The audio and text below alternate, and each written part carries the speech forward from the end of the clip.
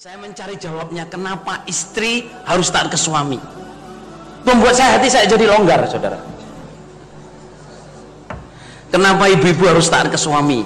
Kenapa? Saya jawab tuh kenapa itu gini. Jadi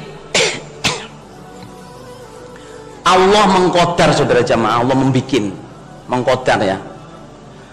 Allah membikin makhluk perempuan itu dicipta oleh Allah. Manusia perempuan ini fisik dan mentalnya lebih dekat ke neraka daripada ke surga. Fisiknya secara fisik ya lebih dekat ke neraka, secara mental juga lebih dekat ke neraka. Itu qadar Allah. Maka Nabi itu melihat, faida ra'aitu aktsaru ahlihan nisa. Maka ketika saya lihat neraka, kebanyakan penghuninya adalah perempuan. Jadi ibu-ibu supaya sadar ya, bahwa secara fisik ibu-ibu itu dicipta oleh Allah, fisiknya lebih dekat ke neraka, mentalitinya juga lebih dekat ke neraka. Fisiknya apa? Setiap bulan ya toh, ya apa?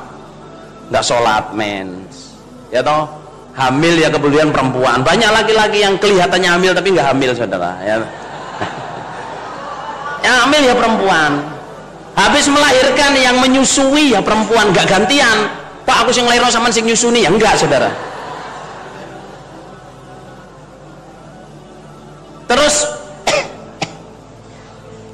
kalau men itu ya puasa ya enggak, sholat ya enggak, kadang baca Quran ya enggak, kadang zikir ya lupa karena merasa bebas, doa pagi sore lupa. Itu secara fisik. Secara mental, saudara jamaah, perempuan ini dibuat oleh Allah juga gampang emosi, gampang marah, gampang hanyut, gampang terpengaruh.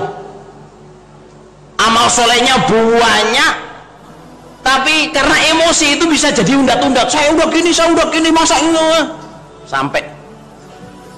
Dan perempuan itu dibuat oleh Allah, saudara jamaah ya, sandiwaranya itu sampai di luar kepala, di luar akal. Ada saya punya kawan, saudara jamaah, gonceng istrinya, tahu-tahu istrinya itu jatuh, gedabruk gitu. Lah terus, loh kok jatuh? Berhenti suami, naik sepeda motor bukan naik sepeda, saudara. Nah terus jatuh, didatengin, kenapa kamu kok jatuh? Saya pingsan, mas. Kenapa kamu kok jatuh? Saya pingsan, mas. Loh kenapa? Soalnya sama ngomong wayo tadi loh, saya pingsan. Loh pingsan kok iso ceritoi loh, Bayor. Eta-eta kan kenemenan, Bayor ya loh. Itu kalau nggak makhluk perempuan nggak bisa. Laki-laki sama ngomong wayo gak bakal jungkir balik, Bayor. Ngomong wayo kamu. Jadi laki-laki itu nggak bakal apa namanya bisa sandiwara kayak perempuan. Perempuan itu, saudara, nggak nangis bisa nangis, menangis bisa tertawa ya perempuan. Iya, menangis bisa tertawa. Ya gitu. Jadi pingsan bisa cerita. Oh tadi sampean pingsan, dah. Habis sampean ngomong wayo. Jadi saya itu pingsan. Lu pingsan kok gedabruk, Lur. Terus ditanyai sadar, saya tadi pingsan. Lah pingsan kapan pingsannya?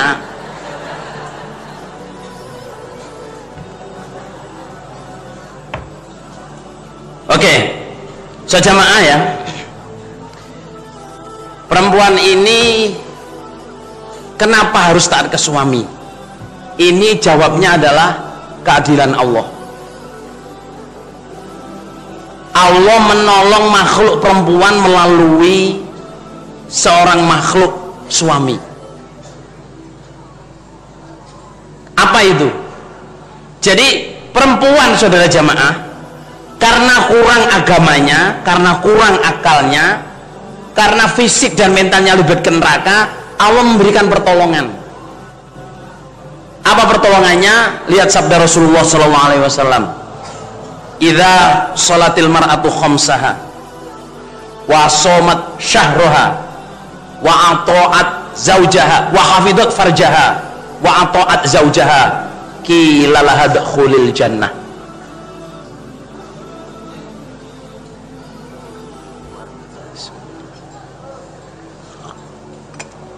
Ini ngomongin suami istri ini, jamaah ya. kenapa istri harus taat ke suami? Ini jawabnya ada di sabda Nabi yang 4. Jadi perempuan itu kalau sudah punya suami, kalau perempuan punya suami itu hisapannya ada 4. Hanya 4 tok. Idza sholatil mar'atu khamsaha, ketika seorang perempuan itu sudah sholat 5 waktunya. Oke? Wa shamat syahroha, puasanya Ramadan dijaga. Terus wa hafidot farjaha, menjaga kemaluannya, artinya tidak pernah serong, tidak pernah berzina, tidak pernah mengkhianati suaminya. Yang terakhir wa atoat zaujaha, bisa taat suami, itu qilalah dukhulil jannah, dikatakan untuk perempuan itu silakan masuk surga. Yang lain-lain tidak dilihat oleh Allah, dimaafkan semua. Yang penting sholat, puasa, menjaga kemaluan dan taat suami. Kalau ada seorang perempuan nekat, saya ingin masuk surga tanpa suami, oh hisapannya berat saudara, susah, mau lolos itu susah.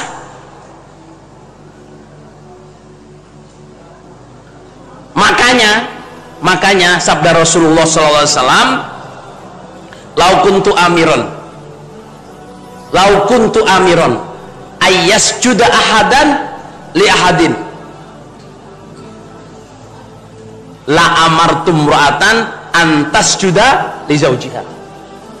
Seandainya saya boleh memerintah manusia sujud ke manusia, yang saya suruh sujud adalah perempuan supaya sujud ke suaminya. Apa? Untuk mendapat ridho suami.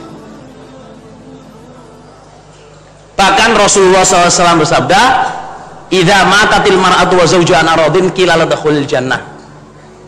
Ketika seorang perempuan meninggal dunia, suaminya bilang saya ridho dengan istri saya, itu cuma satu malahan, qila la dakhulil jannah, dikatakan masuklah surga. Oleh karena itu ibu-ibu ya, mohon maaf ini ibu-ibu ya, kalau punya suami ya, bentuknya apapun, rupanya apapun, hormatilah, jagalah, eman-emanen. Karena apa? Ini gaco saya. Apa gaco itu? Apa bahasa Indonesianya gaco itu? Hah? Kartu as itu loh, apa? Ini senjata saya untuk bisa masuk surga.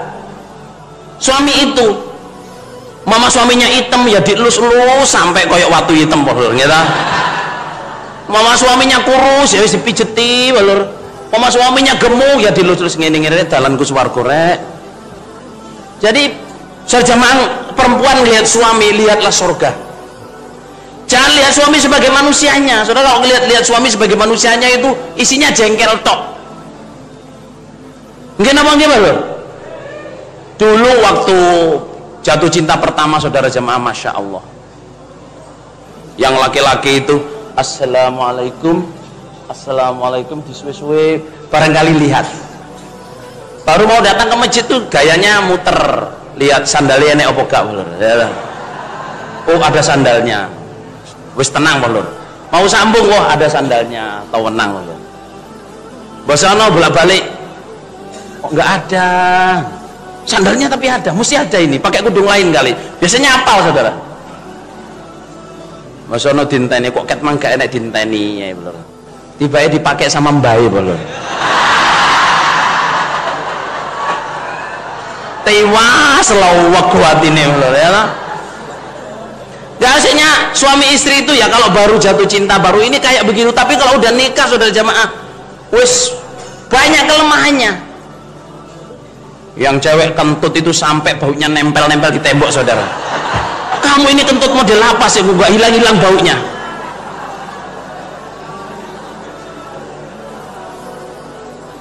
Jadi kadang suami istri itu saja mah kalau nggak betul-betul melihat, oh ini suami saya, jalan saya ke surga, itu bisa jengkel sama suami, bisa benci, bisa paling nggak disuka adalah suaminya.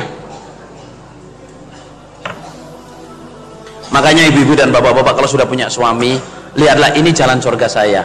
Tetapi dengan tadi, hunna libasul lakum wa antum libasul lahun.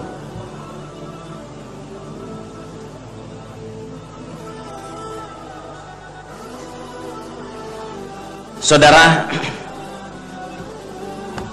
terutama ibu-ibu ya, ini saya mendapat kefahaman ini ketika saya dengan adik saya Abdurrahman almarhum.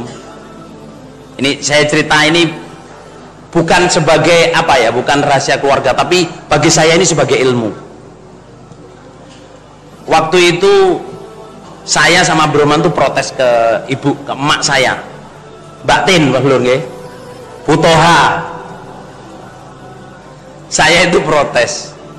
Lah iya mak, maksudnya itu saya ngelihat mak itu ya kerja, ya apa, menghidupi keluarga, yang ngajar ngaji saya sampai Daud ini ya mak, saudara. Pagi bangun duluan, masak, nyiapin ini semua. Terus saya ngelihat bapak itu ya, menurut saya bapak itu hidupnya fun, saudara. Apa fun itu? Happy husband, saudara. Mana-mana naik motor baru, wah kesana. Pokoknya zaman ke warung sate sak Jombang, Jawa Timur ini insya Allah bapak tahu, saudara. Ya sama ibu saya diturutin semua, sampai pengen wayu dilamarkan, dikasih mas kawinnya, dikasih bulanannya. Terus saya protes gini, mak sama New York nopo sih mak? Sama itu gimana? Sama Abdurrahman ini protes. Di pasar protesnya, saudara. Tahu apa saudara jamaah? Ibu saya itu sambil menangis. Ya enggak, kalau saya cerita jadi enggak enak. Jadi ibu saya itu sambil menangis itu bilang gini, nak, kamu jangan membuat saya jadi lemah. Kamu jangan membuat saya jadi, saya begini sebenarnya ya karena saya ingin masuk surga. Bukan saya ini jagoan, bukan, saya ini manusia biasa. Mestinya kamu nasihatin saya, mak jazakillah khairan, mak bisa jadi baik, bisa seperti ini, bisa ngurmatin suami kayak gitu, bisa. Masya Allah sudah jamaah, itu surga saya ya di bapakmu ini. Seberapapun beratnya saya ridho asal ditukar oleh Allah surga. Perkara bapakmu ini itu urusan bapak kamu. Jadi saya nggak boleh nggak taat sama bapak kamu. Kalau bapak kamu itu semau, itu urusannya hisapannya di sisi Allah. Saya takut hisapan saya sendiri. Itu sambil menangis saudara jamaah, tapi nggak ngotot kayak gini kayak saya ini.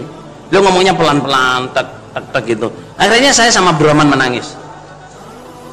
Saya pikir saya itu kasihan sama mak, terus mak gimana gitu. Tapi ternyata ibu saya nggak begitu, nak. Kamu jangan membuat saya lemah. Kamu pikir saya begini ini nggak berat? Ya, saya itu sebenarnya berat, tapi saya melihat surga itu semua jadi ringan. Saudara jamaah ya, waktu wahyu pertama itu di depan mata saya, saudara jamaah, ada orang jamaah itu datang. Kilo Mbak Tin, saya beliin semongko, barangkali panas dalam. Saya itu di depannya ibu saya, kilo tak tukokno semongko, barangkali panas dalam.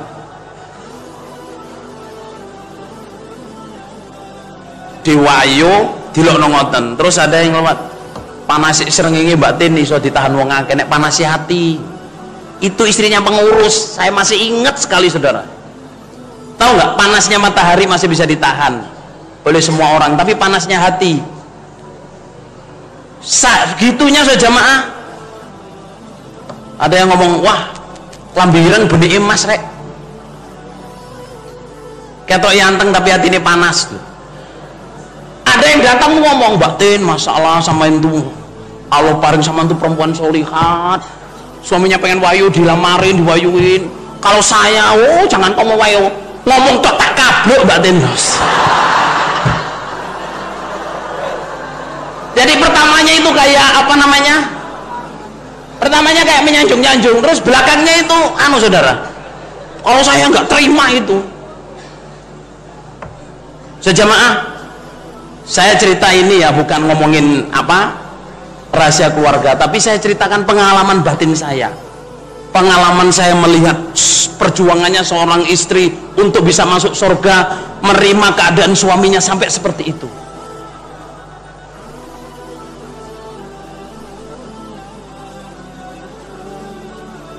Dan kita yang melihat nggak tahan, tapi beliau sendiri ngomong, kamu jangan melemahkan saya.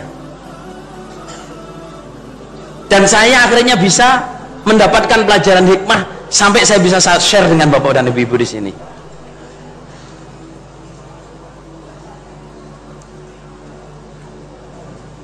Iki sing ngomong gak jane sapa to?